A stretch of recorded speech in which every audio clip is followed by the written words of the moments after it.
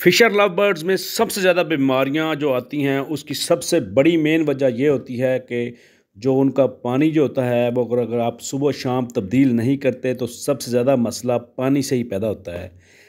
ये बर्ड्स जो अपनी ड्रॉपिंग्स होती हैं, अपनी बीट जो होती है वो उसी पानी में ही फेंक देते हैं, क्योंकि उसके कोनों पे जब बैठते हैं तो पानी जो है ना वो उसके अंदर अपनी बीट फेंक देते हैं, जिसकी वजह से वही पानी ये दोबारा जब पीते हैं और वो पानी अगर ज़्यादा देर के लिए भी पड़ा रहे तो उसमें वैसे भी और तरह के भी जरासीम होते हैं, तो वो इनको बीमार करने में सबसे अहम किरदार वो अदा करते हैं।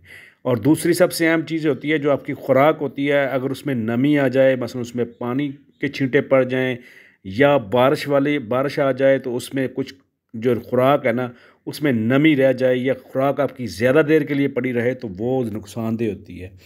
तो ये मैंने पानी जो है ना वो चेंज किया, फ्रेश छल्ली फ्रेश रख दी, खुराक मैंने फ्रेश चेंज कर दी। तो ये चीज़ें आपने डेली बेसिस पे करनी होती हैं। फिशर लव बर्ड जो होते हैं इनकी एवरेज उम्र जो होती है वो 12 से 15 साल होती है, लेकिन अगर इनको केयर से रखा जाए तो ये आपके पास बहुत अच्छी ब्रीड करते हैं। लेकिन अगर आप इनको केयर नहीं करेंगे तो ये आपके पास ज़्यादा देर नहीं ठहरेंगे और ज़्यादा अच्छी ब्रीड भी नहीं करेंगे। तो इनका ये चीज़ जो आपने जहन में रखनी होती है, इनको प्राइवेसी ज़रूर देनी होती है, अहम चीज़ होती है इन अच्छी ब्रीडिंग लेने के लिए।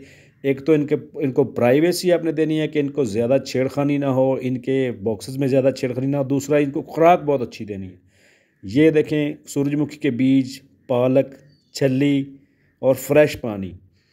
तो ये खुराक तो मैंने रोस्टर बनाया होता है वीकली, मसलन उसमें शेड्यूल के हिसाब से मैं जो खुराक मसलन ग्रीन फूड में क्या देना है, सॉफ्ट फूड में क्या देना है, मिक्स सीड तो मैंने रखनी ही रखनी होती है। तो मैं उसी शेड्यूल के मुताबिक इनको खुराक देता रहता हूँ। और मैंने दो जगहों पे खुराक इसलिए रखी हुई है ताकि इनकी आपस में लड़ाई ना हो। तीसरी चीज़, सफाई देखें, नीचे सफाई करना बहुत ज़रूरी होता है। ये बाज़ वक़्त खुराक गिरी होती है तो इसी खुराक को गिरी को भी ये खाते रहते हैं, तो उससे भी इनके बीमार होने का ख़दशा होता है। तो सफाई आपने करनी होती है। अभी ब्रीडिंग सीज़न शुरू हो गया है, नवंबर चढ़ने वाला है, आज 30 अक्टूबर है। तो उन्होंने अपनी मटकियाँ संभाल ली हैं। तो मेरे पास अल्हम्दुलिल्लाह ये 5 पेयर हैं इनके फिशर लव बर्ड्स के। तो अभी इन्होंने ब्रीडिंग शुरू कर देनी है। मैंने देखा हुआ है कि 4 पेयर तो कन्फर्म हैं, वो मसलन उन्होंने 4 मटकियाँ संभाली हुई हैं। और इसमें आपने मेल फीमेल के फ़र्क का भी पता रखना होता है। वो मेल फीमेल का आपको कैसे पता चलता है, उसकी कुछ ख़ास निशानियां भी हैं, वो भी मैं आपको बता देता हूँ। एक तो ये होता है कि जो मेल होता है ना वो स्टिक पे बैठता है ना तो वो टांगे क्लोज़ करके बैठता है। फीमेल जो होती है वो टांगे थोड़ी सी फैला के बैठती है। और थोड़ा सा सर जो होता है वो फीमेल का थोड़ा सा मोटा होता है, मेल का थोड़ा सा पतला होता है। इस साइज़ में भी आपको फीमेल थोड़ी सी मोटी मोटी लगती है। और जिस तरह मैं अभी आपको दिखा भी देता हूँ। तो एक उसमें आपने एक अहम चीज़ का ख्याल रखना होता है कि इनको आपने स्टिक जो होती है ना वो नेचुरल देनी होती है, कोई भी लकड़ी की, कोई भी इस तरह की जो होती है। और प्लास्टिक के पाइप वगैरह, स्टील के रॉड, इस तरह की चीज़ें नहीं देनी होती, उससे मसलन की ब्रीडिंग में बड़ा मसला आता है। तो दूसरा, ऑर्गेनिक चीज़ें जो होती हैं वो ज़्यादा बेहतर होती हैं। अभी मैं आपको दिखाता हूँ कि मेल फीमेल जो है ना वो कैसे करके बैठती हैं। अभी ये सामने बैठा है जो ये मेल है, ये मुझे तो खैर पता है, मैं देखता रहता हूँ। ये अंदर जो इसके मटकी में चली गई ये फीमेल है, और ये भी बैठा है, ये मेल है। ये टांगे क्लोज करके बैठा है। और ये जो ये मेल फीमेल है, इसमें ये जो सामने वाला राइट साइड पे है ये मेल है और ये फीमेल है। फीमेल की टांगे देखे कितनी खोल के बैठी हुई है। दूसरा, इनके जो हड्डी होती है ना, हड्डी में अगर फ़र्क ज़्यादा और लंबा गैप हो तो नीचे हड्डी जो होती है वो फीमेल होती है, और जिसकी हड्डी में गैप कम हो वो मेल होता है। ये मेल फीमेल ये देखें खुराक एक्सचेंज करते हैं। तो जो खुराक एक्सचेंज करना शुरू कर दें वो समझ लें वो आपका पेयर बन चुका है और उसको आप मटकी दे सकते हैं।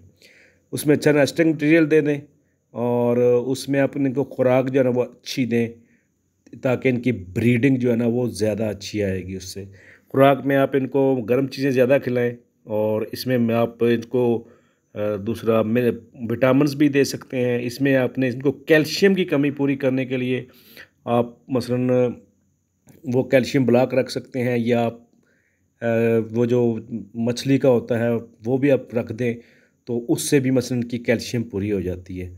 तो बाकी आपने इनकी खुराक वगैरह इनकी मसलन सर्दियों में क्योंकि आपने इनकी केयर भी करनी होगी, अच्छी केयर करेंगे तो उसके बाद जनाब आप इससे अच्छी ब्रीड ले सकते हैं। केयर करना बहुत ज़रूरी होता है। आप इनकी मटकियों की जो है ना वो सफाई रखें। तो इसमें एक चीज़ होती है कि जो पेयर जो होता है ना, एक लव बर्ड एक दूसरे से पेयर बना लें तो वो अपना पेयर ताहियात रखते हैं। अगर इन केस में इनमें से कोई एक्सपायर हो जाए, मर जाए, तो तब जाके ये अपना पेयर चेंज करते हैं। तो इनका एक दफ़ा जिसके साथ पेयर बन जाए तो उसी के साथ ही आपने इसको रखना है। ये नहीं है कि आप इनको केजेस एक दफ़ा कॉलोनी में छोड़ा हुआ है तो उसके बाद आप इनका जब जिनका पेयर हो सिर्फ उनको अलग अलग बॉक्सेस और केजेस में कर सकते हैं। अदरवाइज़ इनको छेड़ने की ज़रूरत नहीं होती। इनको प्राइवेसी बहुत देनी होती है, अच्छा माहौल देना होता है सफाई वाला। तो आपने इनको सर्दियों से बचाने के लिए आपने इनके इर्द गिर्द पॉलीथीन लगा दें या गत्ते लगा के अच्छी तरह कवर करें ताकि इनको ठंडी हवा ना लगे। अगर इनको ठंडी हवा लग गई तो ये बीमार हो जाते हैं, और बीमार हो जाएं तो फिर ये बड़ी मुश्किल से सर्वाइव करते हैं। छल्ली वगैरह आप इनको ज़रूर खिलाएं, मिक्स सीड खिलाएं, पालक ज़रूर खिलाएं। तो ये चीज़ें मैं इनको रूटीन में खिलाता हूँ। आप इनको मसलन जो है ना वो एग फूड ज़रूर दें। एग फूड से भी ये जल्दी हीट पे आ जाते हैं। और पानी जो सबसे अहम चीज़ है ना, पानी सुबह शाम इनका ज़रूर चेंज करते रहना है। तो बाकी आप मटकियों में भी अच्छी ब्रीड करते हैं, बॉक्सेस में भी अच्छी ब्रीड करते हैं, ये आप पे डिपेंड करता है आप इनको। लेकिन मटकी का साइज़ जो है ना वो बड़ा होना चाहिए, उसका पैदा बड़ा होना चाहिए जहाँ इनके बच्चे ईज़िली मूव कर सकें। बाकी मैंने अभी इनको मटकियाँ लगाई हैं, मटकियाँ यही साइज़ बेस्ट होता है।